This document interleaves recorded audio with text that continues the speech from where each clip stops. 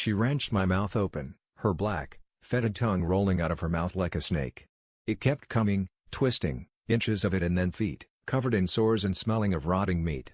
Her empty black sockets continued to stare at me as it probed my lips with its tip. Then, without warning, the tongue shot out and went into my mouth. It tasted horrible, like raw meat left out on a hot day. I tried to pull away, whimpering, kicking and scratching, but attacking the woman felt like fighting a statue. Even when my fingernails raked her face and left deep gouges that dripped dark blood, she didn't respond.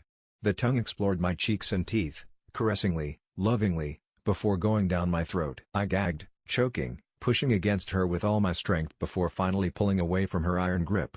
I fell off the bed, the tongue sliding out of my mouth with a popping sound. The stench and the taste stayed with me.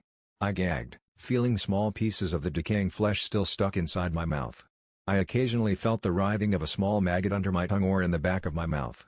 Still whimpering and terrified, I began to crawl away over the cold wooden floor, spitting maggots and pieces of rotten skin as I went. I heard the boards creaking behind me as the figure rose on the bed.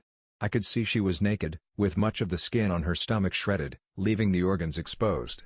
In the streetlight coming in through the window, I caught a glimpse of her intestines, as tightly coiled as a den of snakes.